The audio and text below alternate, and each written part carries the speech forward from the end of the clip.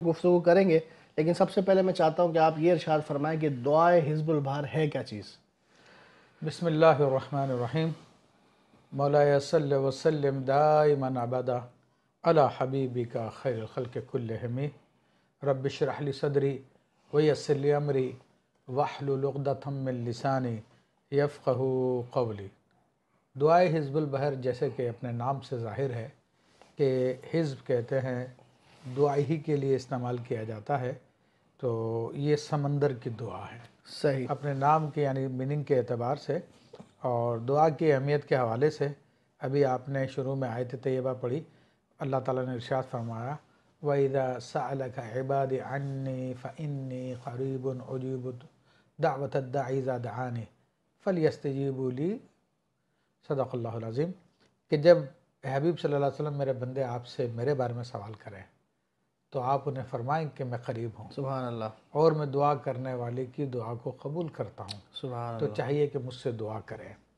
تو حزب البہر یہ مومن کا ہتھیار ہے کہ حدیث شریف میں آیا کہ دعا سلاح المومنی، کہ مومن کا ہتھیار ہے دعا۔ تو یہ عظیم الشان دعا، اس کی فضیلتوں کے اعتبار سے اگر ہم ساری رات بھی کلام کرتے رہیں، گفتگو کرتے رہیں، اس کے واقعات جو لوگوں کو پیش آئے، ہمیں پیش آئے، تو وہی ختم نہیں ہوں گے، اس قدر یعنی اس کے فضائل و برکات ہیں۔ صحیح۔ لیکن اس کو جسے کہتے ہیں کہ سمندر کو کوزے میں بند کرنا، جی۔ تو اس اعتبار سے حضرت شیخ سلسلہ شاذلیہ کے ایک عظیم بزرگ اور ہمارے سلسلے کے شیخ ہیں سیدی احمد زروق رحمۃ اللہ تعالیٰ علیہ، جو عظیم الشان بزرگ گزرے ہیں، جنہوں نے خود حزب البہر کی شرح بھی لکھی ہے جو میرے پاس رکھی ہے الحمدللہ۔ جی۔ تو وہ فرماتے ہیں کہ حزب البہر نیت کے تابع ہے، یعنی جو نیت آپ کر سکتے ہیں الحمدللہ حزب البہر کے ذریعے آپ وہ کام لے سکتے ہیں۔